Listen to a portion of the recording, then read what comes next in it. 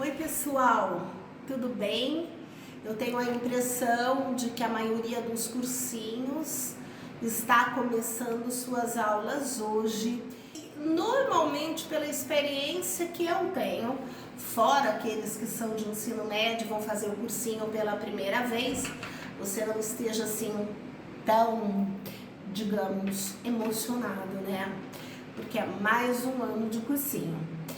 E várias dúvidas ficam na cabeça de vocês. Então eu resolvi fazer essa postagem aqui hoje porque eu também estou recebendo um aluno chamado Chicão, que não é a primeira vez que ele está prestando vestibular de medicina. Convidei o Chico para esse bate-papo porque eu acho que as dúvidas que ele tem podem ajudar também vocês a se preparar melhor para o vestibular que vem aí pelo meio e o final do ano. Chicão, fala um pouquinho aí com o meu povo.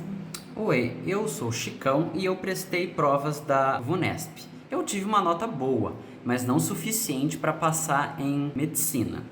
Aí eu resolvi baixar a minha prova para entender o meu rendimento. E eu vi que eu tive muito problema, muita dúvida no eixo B, que é a questão da coerência e da estrutura do texto. Ok. O eixo A, que é o tema, eu fui bem. Eu percebi que você praticamente gabaritou em todas o eixo A, né? Exatamente. Só que no Enem eu tive uma queda da minha nota. E aí vieram algumas dúvidas. Sobre o quê? Sobre repertório, projeto, receita e lacuna, tá? Ok, Chico. Então vamos começar pelo começo, né? A sua primeira pergunta qual é? Por que as receitas não funcionam? Mesmo eu sendo professora, o que eu tenho observado com os meus alunos é uma falta de autenticidade, uma falta de discurso na discussão do tema, na condução do próprio tema. Por que as receitas não funcionam? Porque a universidade quer saber aquilo que você pensa e não uma estrutura pré-moldada de um pensamento. Então, essa receita estrutural deixa o texto artificial, tira a autoria do seu texto, tira sua voz discursiva, de posicionamento e faz com que mais ou menos todos os textos fiquem parecidos, fiquem artificiais. Tanto é que eu dou aula para alunos de várias partes do Brasil e muitas vezes, mesmo nas minhas aulas, eles recorrem a essas receitas porque talvez seja mais fácil para pensar. Só que eles perdem porque eles não dão conta depois de estabelecer as relações de sentido que devem ser desenvolvidas ao longo do texto. Então é como se esse texto fosse um senso comum. Então todo mundo vai começar a redação do mesmo jeito, fazendo a mesma citação. Se você pesquisar na internet, você vai ver, Chico, que foram dadas várias fórmulas de introdução, citando Thomas More no livro Utopia, citando Munch, a obra O Grito, citando a Constituição. Então vira aqui meio que um senso comum e aquela estrutura crítica que o seu texto deve ter, não tem. Antes de mostrar uma receita, eu quero pedir desculpa aos meus seguidores, a quem está assistindo a este vídeo, porque você sempre vai ouvir na minha casa ao fundo latidos de cachorro, porque são 11 e eles gostam de disputar comigo, né? Então, ó, Todinho tá latindo, você vai me desculpar. Chico, ó, vou mostrar para você uma receita ali na minha lousa. Embora o Brasil seja signatário da ONU e reconheça a Declaração Universal dos Direitos Humanos em toda a sua amplitude, ou seja, considera a justiça, a liberdade, os direitos humanos em igualdade a todos os cidadãos, o país falha quando se observa que, olha lá, ali é um encaixe. Você traria o problema. Por exemplo, o último Enem, 2021, né? Quando se observa que há ainda indivíduos invisíveis para o Estado porque não possuem registro civil. Então o aluno vem e faz esse encaixe aí para o problema que está sendo colocado, para qualquer tema. Aí ele continua. Nessa circunstância, é inegável a inoperância do Estado e a falha da mídia ao não promover a formação. Quando a gente olha para esse parágrafo, embora existam lacunas, né?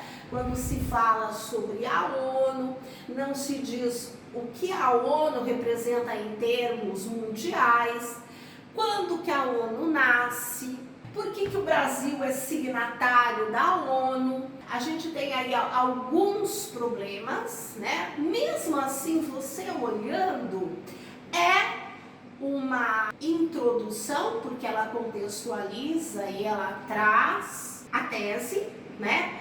Ela tem uma estrutura dissertativa, mas imagina uma banca de correção que ela vai da Bahia a Brasília, de Minas ao Rio Grande do Sul, todos os alunos escrevendo desse jeito. E mais, e mais. Não para só na introdução, né? Por exemplo, vamos colocar o que a gente vê aí na internet, né? A inoperância do Estado, quando o aluno vai fundamentar isso na argumentação, ele cita instituições zumbis do Bauman, sem ter lido, sem trabalhar a ideia do que é instituição, do que é zumbi, porque não é o discurso dele, ele não conhece isso, ele conhece uma citação que é legal, é uma receita, ele está seguindo o discurso que é de alguém que não é dele. Então, isso fica muito perceptível no texto. Ele poderia citar também Cidadão de Papel, do Gilberto de Neustadt, né? E aí ele apenas cita Cidadão de Papel e o porquê de ser cidadão de papel. O que que acontece? Quando o discurso não é seu, as relações de sentido, os encaixes ao longo do texto se perdem. Por exemplo, está muito na moda falar sobre mídia. Eu falo que é uma tendência da internet, tá? Igual vender gloss para deixar os lábios mais grossos, né? Então tá todo mundo com os lábios iguais. Então a gente vai fazer a argumentação sobre a mídia, que a mídia não promove a informação, fala do Guy Debord. Então a receita leva o seu texto para o senso comum e ainda traz falha nas relações de sentido. Qual sua outra pergunta, Chico? Então, é uma questão de coerência e autenticidade. O que é coerência? Coerência, né, é quando todas as partes do seu texto se encaixam. Vou explicar melhor. No enunciado da prova do Enem, aparece assim: selecione, não sei se é nessa ordem, tá? Selecione, organize, relacione fatos e argumentos para a defesa do seu ponto de vista. Isso é coerência. É você trazer ideias que tenham a ver com a fundamentação daquilo que você mencionou na tese. Então, nem sempre quando você faz um discurso como aquele que eu acabei de mostrar aqui no meu quadro, que é um discurso alheio, porque não é seu, você consegue manter a coerência do texto, fazendo todos os encaixes. Então, fica um discurso artificial. Você perde a autenticidade e a força crítica do seu texto. Fala, Chico. A minha outra pergunta é: o que é lacuna? O que é lacuna? É quando você deixa para o leitor preencher informações que você deveria ter trazido para o seu texto. Então, você pressupõe que o seu leitor saiba aquilo. Eu vou ler um trecho que parece bonitinho, mas ele tem lacuna. Olha só, Chico. Segundo Bauman, todo mundo ama Bauman. Segundo Bauman, filósofo contemporâneo, a modernidade, devido à sua dinâmica, tornou a sociedade menos sólida. Ou seja, as relações humanas são mais individualistas, como se o outro pouco importasse. Porém, essa efemeridade se deparou com uma pandemia de proporções tão intensas que passou a exigir das pessoas um comportamento mais responsável e solidário para evitar a contaminação. Veja como tem lacunas aí. Quando o aluno fala que o Bauman, ele fala que a modernidade, devido à sua dinâmica, se tornou a sociedade menos sólida, que dinâmica que é essa? Está relacionada a quê? A tecnologia? Está relacionada às relações de trabalho? Está relacionado a quê? Né? Menos sólida em que sentido? Até o aluno explica. As relações humanas são mais individualistas. Qual a relação entre menos sólidas e mais individualista? Porque o que é menos sólido é mais individualista. Como se o outro pouco importasse. Quando o aluno passa a falar da pandemia, porém essa efemeridade se deparou com a pandemia, ok. E aí o que acontece, né? Ao se deparar com essa pandemia, aquilo que você falou de lá de sociedade líquida, que passou a exigir das pessoas um mundo mais solidário e responsável para evitar a contaminação, você tem que voltar e fechar e falar lá do Bauman. Fala o quê? Que isso tornou uma catástrofe, poderia até usar esse termo, porque as pessoas não estavam preparadas, né, dentro do cotidiano delas para isolamento social, para pensar no outro. Então não é jogar informação, você tem que trabalhar toda a informação. Então lacunas são os porquê, como, qual, aquilo que o leitor precisa preencher no seu texto. Então as lacunas são as informações que faltam dentro dos seus textos, sem falar daqueles saltos que o aluno fica dando dentro do texto, de uma coisa ele passa a falar de outra. Quer mais, Chicão? O que é projeto de texto? O projeto de texto, eu diria que é a parte mais importante da redação. Sobre o que eu vou falar? Veja bem, quando você vai construir uma casa, você tem que pensar, ó, o banheiro vai ficar aqui, por isso que existe a planta, existe um projeto, o banheiro vai ficar aqui, o quarto vai ficar aqui. Eu não vou descobrindo as coisas no meio do caminho. Então, eu tenho que, no projeto de texto, eu tenho que decidir por onde eu começo, sobre o que eu vou discutir, qual é a relação disso, explicitamente deixar isso claro, o que é que eu vou defender, como é que eu vou fazer para defender isso, Chico, como que eu vou provar, porque eu não posso pôr um argumento super bacana, que eu não tenho provas para dizer que ele de fato é verdadeiro, porque eu não posso soltar. Por exemplo, como diz Lilian Schwartz, não existe racismo reverso. Tá legal, por que ela diz isso? Baseada em que ela diz isso? Aliás, eu vou fazer um vídeo em que A Lívia fala justamente sobre isso e ela acaba nos ensinando o que é argumentar, tá? Então, o projeto de texto é, a partir do momento que eu tenho um tema, que eu tenho uma coletânea que direciona como eu devo discutir esse tema, que posicionamento eu assumo? Primeira coisa. Aí, de onde eu vou partir para chegar nesse posicionamento? Quais são os argumentos que vão sustentar esse meu posicionamento? Isso é um projeto de texto. Ele pode ser feito por meio de tópicos, ele pode ser feito por meio de mapa mental, ele pode ser feito por meio de esquema, mas como eu disse, funciona como um projeto de uma casa, a planta de uma casa, né? Onde vai ficar o quê e por quê. Mais alguma coisa, Chico?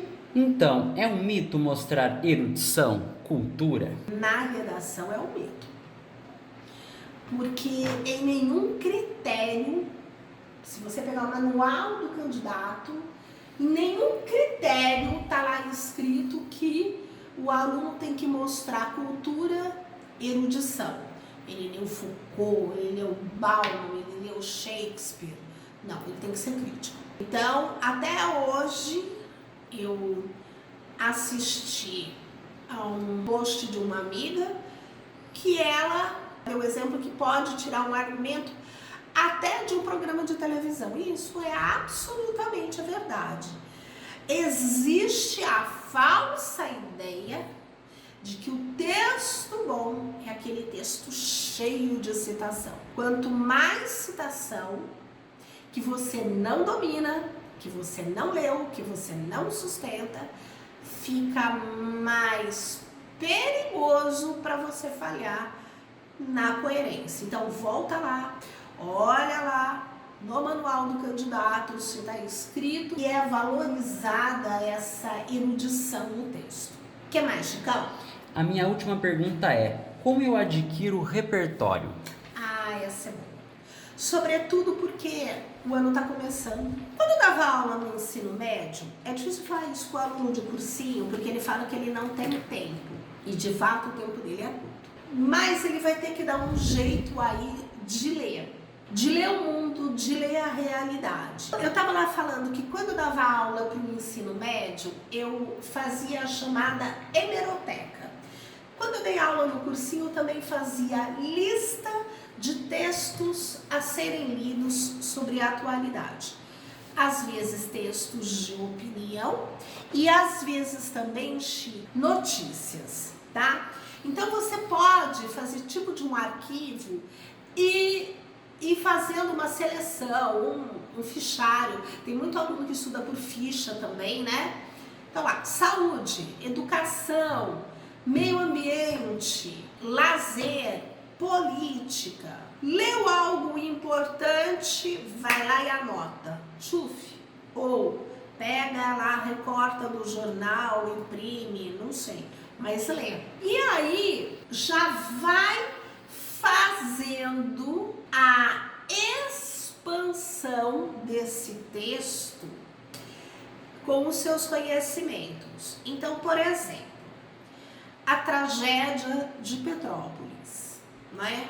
A gente tem uma notícia que está aí, está bombando na televisão. O que a gente pode associar aí?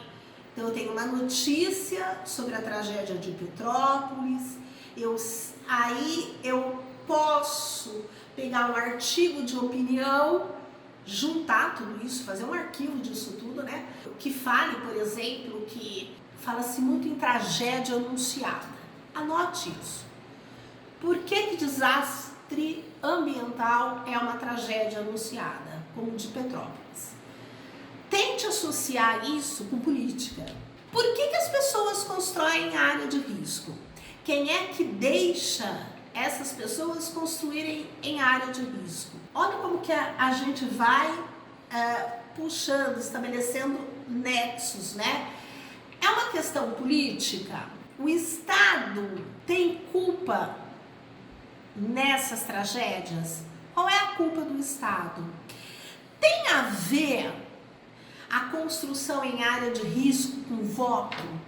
Aí eu já pensei, se eu não me engano, ô Chico, me ajuda aqui, foi na Louisiana que aconteceu, nos Estados Unidos, uma enchente que matou várias pessoas negras. Os Estados Unidos, ele tem sirenes, etc, quando vem um tufão e etc.